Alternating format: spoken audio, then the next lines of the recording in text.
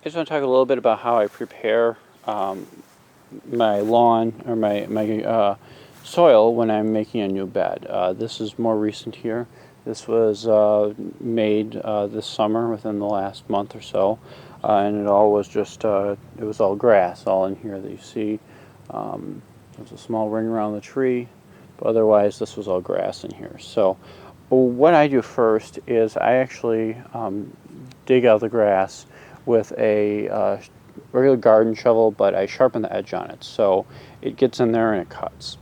It helps removing the grass if you have it fairly nice and wet, but it makes a bigger mess to move. So I've done it both ways. But then we get that grass taken out of there, and then we move it back, put it in the compost pile for about a year, and then it can be, once all the grass has died off, then it can be reused somewhere else in the yard. Once I have that all out of here, then I like to dig up whatever you can get to, about 6 to 12 inches. Somewhere in that range is probably plenty deep for hostas. It can be limiting a little bit if you have older trees that you don't want to damage. There can be roots there in your way, and you may have limitations on what you can, what you can dig. We have a fairly heavy clay soil here with a lot of rocks, so I end up removing a lot of rocks while I work just to keep them out of my way in the future, and disposing of those or moving to the rock garden for the bigger ones. Then I add gypsum to it because of the clay soil, and I also, if it's earlier in the year, I generally add a controlled release fertilizer. I think I did a little bit on some of these, but now that we're in early August, it's getting a little bit later. So now if I use any fertilizer, it's either water soluble or a a non-control release, just immediate release, pellet fertilizer.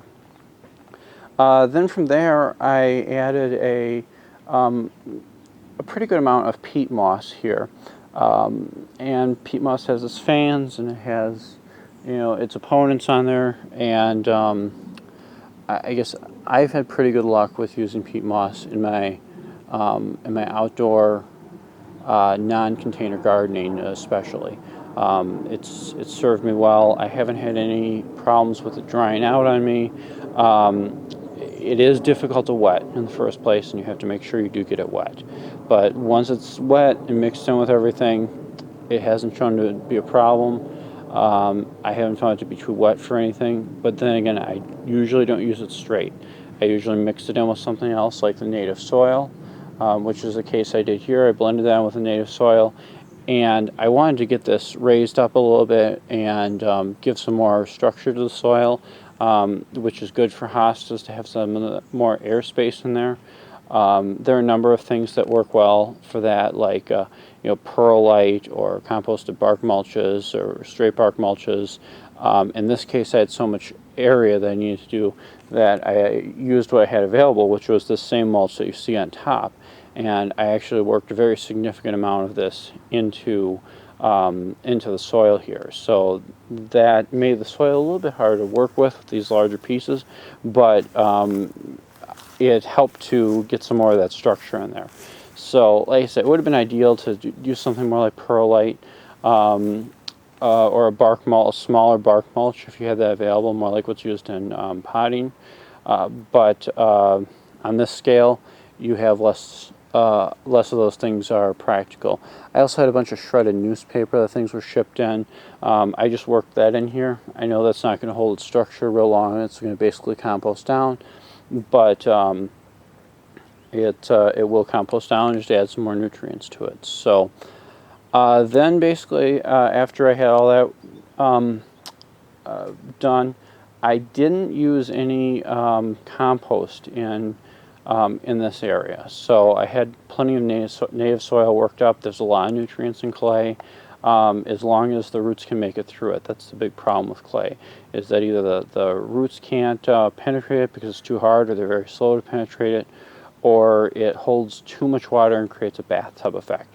So by breaking it up and by raising things up a little bit higher, you work through both of those problems and you avoid them. So Then basically I planted. When I plant one of these, I break the roots apart really well, and it would almost seem aggressively breaking them apart, and it generally does not set them back at all.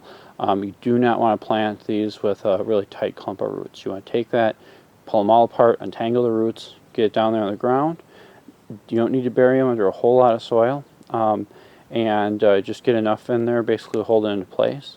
And then once I had everything in here and planted, I came back carefully and put mulch in on everything to help retain moisture, and also this mulch has leaves and such blended into it, so it will break down and eventually add some more organic nutrients, into the soil. And there are some schools of thought to avoid things like mulches that have high amounts of leaves in there, because they can require more nitrogen to break down and steal nitrogen from your plants. I've never seen that problem. I think that I probably use enough supplemental fertilizer and organic matter and nutrients, nitrogen from my soil, that it really doesn't affect me. If you had really infertile soil, very sandy soil, and you weren't fertilizing, might be more of an issue for you. One last thing, and I didn't do it a lot in here, I did some.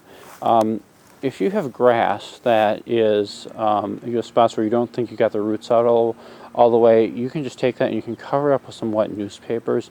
Just throw a layer right around everything you've planted. It will again break down, but it will block the light completely from that grass, and it will kill it. So that's generally quite effective at killing off the grass. And you can even do that instead of digging up a whole area and just dig in the areas you want to plant.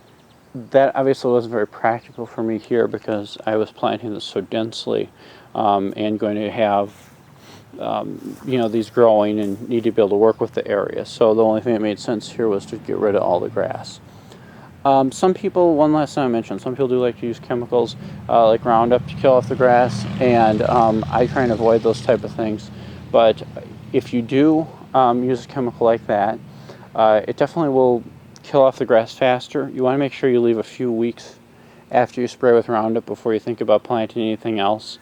And you're going to still have the root system and everything to deal with from the grass, which you could, if you had a little rototiller, you could just break up with a tiller and work in, and that would no doubtably be faster than than what I did here. I still do, like I mentioned, I have a lot of rocks, so there's still going to be a lot of handwork to get those out of the way.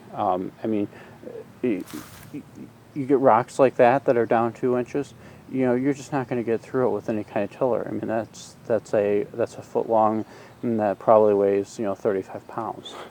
So there's definitely still hand work to be done. So even if I had a tiller that I was working with, I'd still have to be stopping and getting those rocks out of there. I'd still have to be being real careful within about the 10 feet around this birch tree, where I have its larger roots real close to the surface. So to me, I just haven't felt that it's worth it to get a tiller. If you have a larger property, more area to do, then it would probably be seriously worth looking at some kind of tiller. Even one of those mantises I've heard good things on. You can look on the Free Plants site, Mike's Backyard Gardening, and he has a video using that tiller, one of the small mantis tillers, and he's had real good luck with that for a number of projects.